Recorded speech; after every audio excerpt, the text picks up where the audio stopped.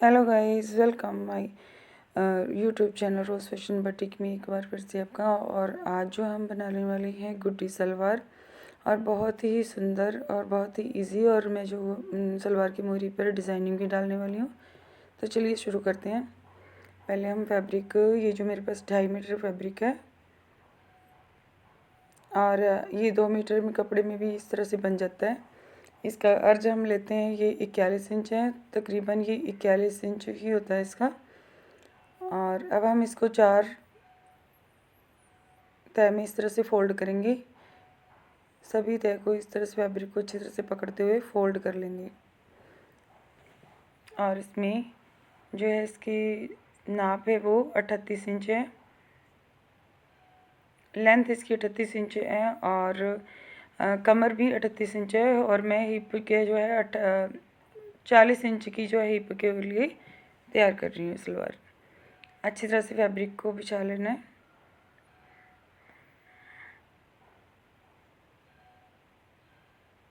मैंने इसको अच्छी तरह से फैब्रिक को बिछा लिया है।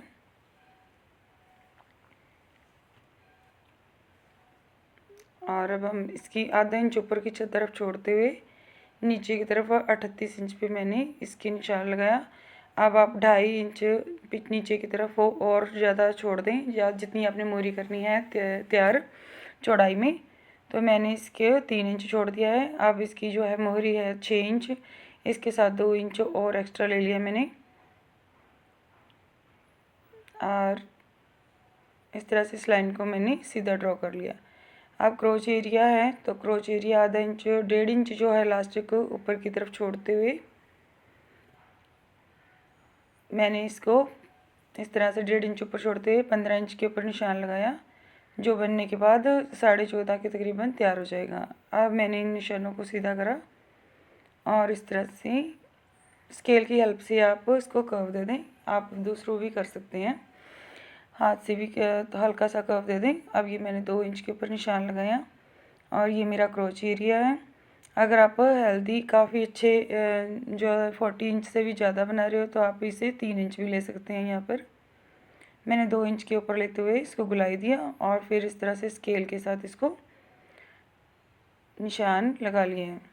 अब हम इसको इसी तरह से इसको कट कर देंगे। बस बहुत ही थोड़ी सी इसकी कटिंग होती है, ज़्यादा नहीं है इसकी, इतने ही निशान पे। अब ये हमारी सलवार की कटिंग, अब हम इसको कट कर देंगे।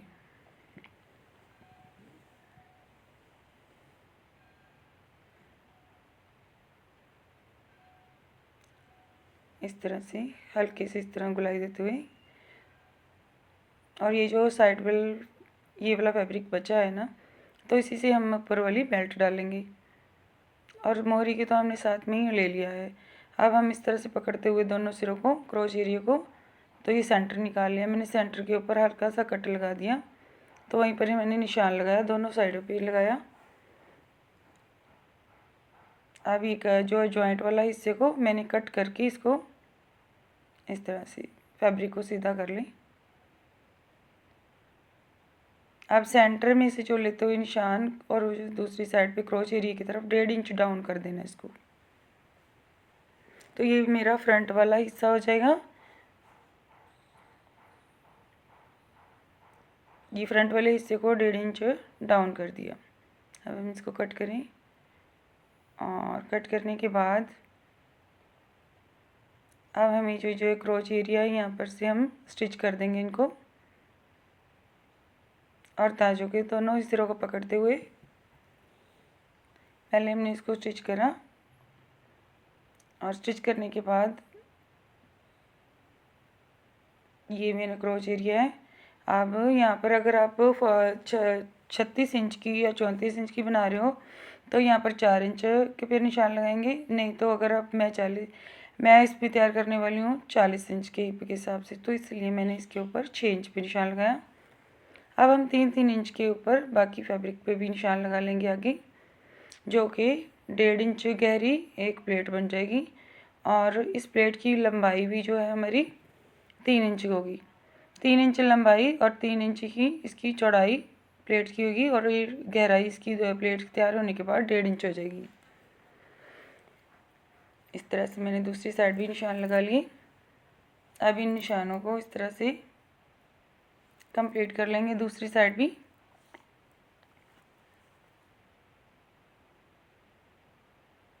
दोनों ही साइड पर मैंने इस निशानों को सीधा करा। 3-3 इंच के ऊपर लाइन इस तरह से ड्रॉ करते हुए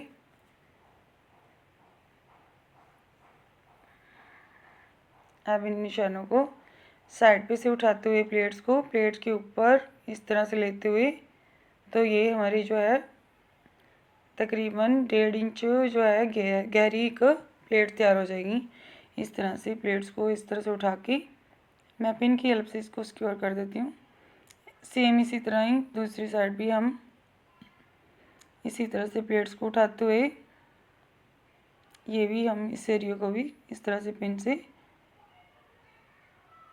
सिक्योर कर दिया। अब मैं यहाँ पर इनके ऊपर निशान के ऊपर इसी तरह से मैं इसको स्टिच कर दूँगी।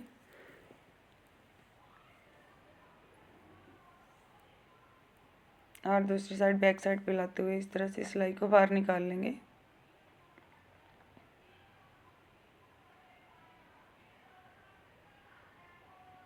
ऊपर से भी इस तरह से सिलाई लगा दें ताकि कि प्लेट्स हिले नहीं और आपको बैक लगाएं तो आसानी से लग जाएगी।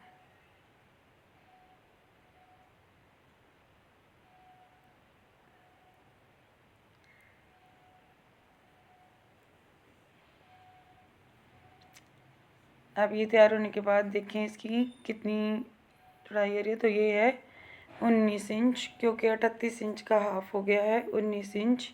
कमर थी 38 इंच, उसका हाफ हो गया 19 इंच, तो हमें 19 इंच की ही तैयार करना है। और अब हम इसे 4 इंच या फिर 5 इंच कम करके इलास्टिक बैक पे डालेंगे और आगे 19 इंच की कैनवास इसके ऊपर पेस्ट कर ली मैंने इस तरह से। अब मैं इसके साथ इस बेल्ट को अटैच कर दूं।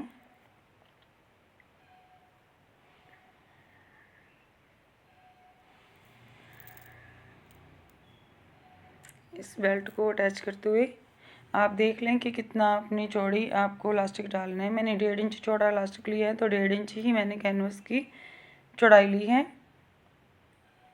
और इस तरह से कैनवस को मैंने पेस्ट कर लिया और उसके साथ अटैच कर लिया। अब इस तरह से पीछे बैक साइड पर भी इलास्टिक डाल के, तो ये देखिए कितनी सुंदर बेल्ट तैयार हो गई है। और मैंने इस सलवार की मोहरी भी तैयार कर ली है पहले से ही।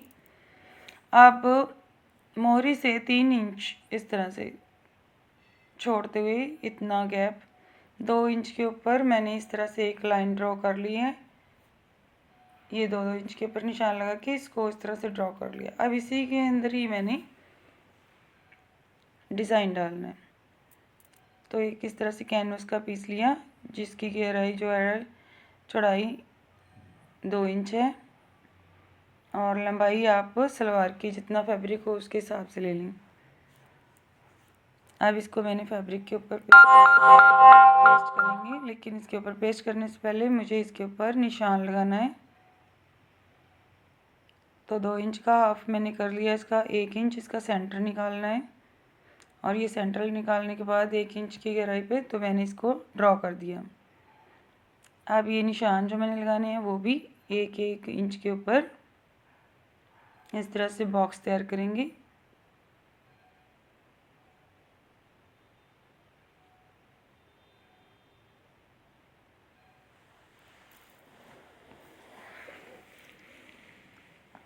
एक एक इंच के इस तरह से निशान लगा के नीचे की ओर भी हम इसी तरह से निशान को सेम लगा के और अब हम इसको बॉक्स बनाएंगे छोटे छोटे।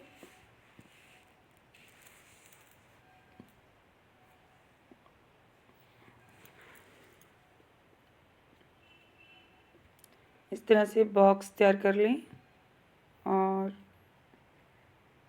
बहुत आसानी से ये डिज़ाइन बनता है, बट थोड़ा सा बस ध्यान से करें। प्लाज़ो पे तो अक्सर देखा है डिज़ाइनिंग, लेकिन ये मैंने सलवार की मोहरी पर डिज़ाइन डाल रही हूँ इस तरह से कट वाली।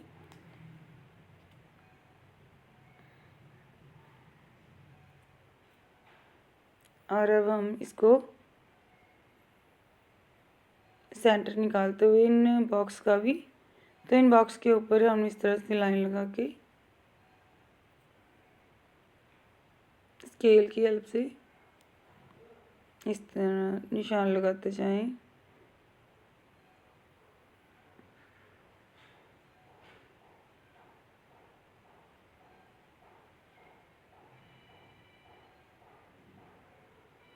अब दूसरी साइड भी इसी तरह से हम इसको भी इस तरह से क्रॉस कर देंगे।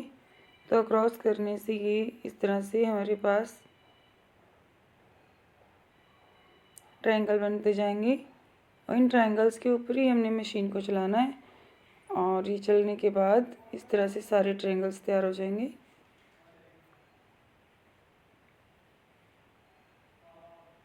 ये हम कंप्लीट कर लेते हैं ताकि कि अच्छी तरह से समझ में आ जाए। इक्वल बन चुके हैं ना, देखिए कितने सुंदर ये बॉक्स तैयार हो गए हैं। अब मैंने इसको इस तरह से फैब्रिक के ऊपर पेस्ट कर लेना आयरन करके।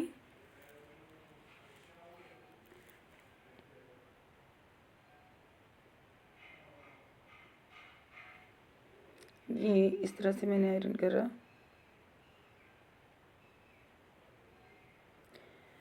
फ्रेंड, जल्दी जल्दी से मेरी वीडियो नहीं आती, उसके पीछे रीज़न है कि कुछ मुझे जो अपना चेंज करना है सामान अपना, जो हाउस, उसकी वजह से थोड़ी सी प्रॉब्लम आ रही है और मेरी वीडियो थोड़ी सी जल्दी जल्दी नहीं आ रही, कुछ डिस्टर्बेंस हो रही है घर में। और जैसे ही मैं बिल्कुल ठीक हो बिल्कुल अपना सामान वगैरह सर सेटिंग हो जाएगी और फिर मेरी रेगुलर वीडियो आएगी। यही कन्फ्यूज़न चल रही है कि काफ़ी प्रॉब्लम हो रही है और बहुत मुश्किल से वीडियो मैं बना पाती हूँ। इस तरह से दोनों तरफ से आधा इंच इस तरह से मैंने थोड़ा थोड़ा करके आपको फोल्ड कर देना है। फोल्ड करने के बाद ये पट्टी इस तरह से तैयार हो गई है। तैयार हो जाने के बाद मुझे इसको, जो हमारी बॉटम वाला पार्ट है, उसके ऊपर इस तरह से पहले आप पिन की हेल्प से सिक्योर कर लें। सेंटर में इस तरह से इसको पट्टी के ऊपर जो हमने निशान लगाया है उसके ऊपर हम इस पट्टी को रखेंगे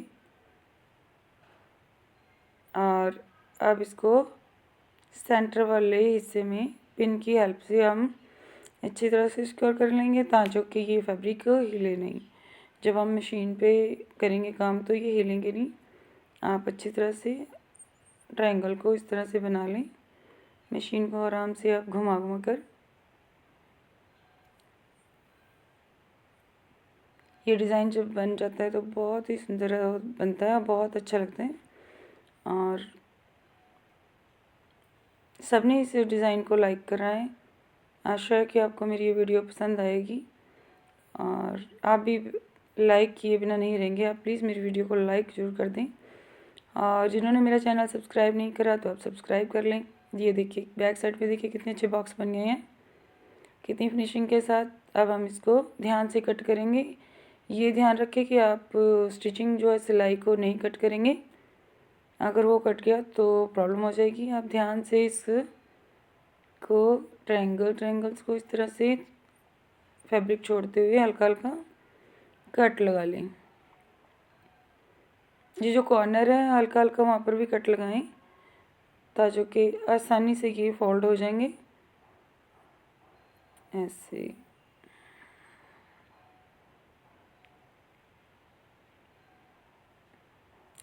बिल्कुल बहुत सुंदर।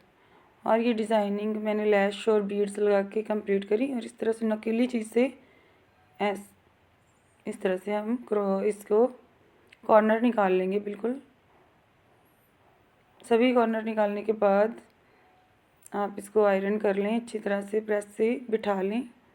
प्रेस करने के बाद ये बिल्कुल फिनिशिंग आ जाती है इसमें।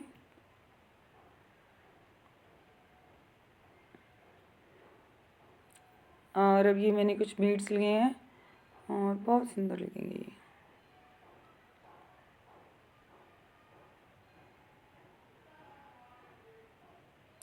ये 3 इंच चौड़ी मैंने एक पट्टी ली जो वाइट फैब्रिक के ऊपर मैंने पेस्ट करी हुई है, तो पेस्टिंग है। और अब पेपर पेस्टिंग को इसके ऊपर हमने 3 इंच के ऊपर फोल्ड कर दिया और इसको थोड़ा थोड़ा फोल्ड करते हुए हम इसको पट्टी तैयार कर ली मैंने।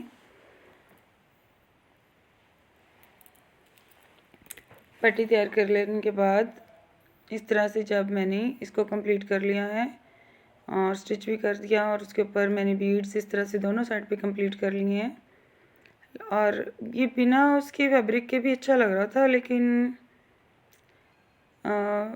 शर्ट के ऊपर वाइट कलर की कुछ लैश वगैरह का डिज़ाइनिंग है उसके ऊपर, सो इसलिए बहुत सुंदर लग रहा था इसके नीचे फैब्रिक लगाने के बाद इस तरह से। और लैश भी वाइट मैंने इस तरह से लगा दी ऊपर और नीचे वाइट फैब्रिक लगा देने के बाद बहुत सुंदर बना और बहुत ही फिनिशिंग के साथ मैंने इसको लैश लगाई और इसको कंप्लीट कर लेंगे हम पूरा दोनों ही साइड पे लगाते हुए। बहुत प्यारी बन गई है। बनने के बाद सलवार इतनी अच्छी लग रही है, इतना अच्छा लुक, और ये बिल्कुल खड़ी खड़ी सी रहती हैं।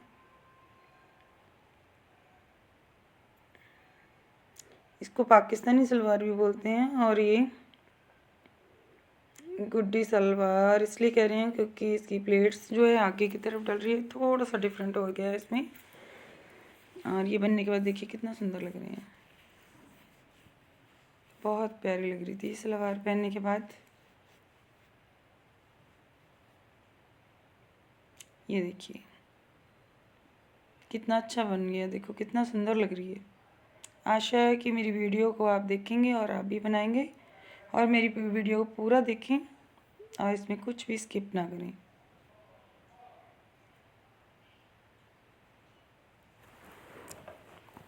देखिए कितना सुंदर बन गया है। और वीडियो को लाइक और चैनल को सब्सक्राइब जरूर करें और ज़रा भी मेरी वीडियो को स्किप कर करके ना देखें, फुल वीडियो देखें और चैनल को लाइक और सब्सक्राइब जरूर कर दें। Thank you guys.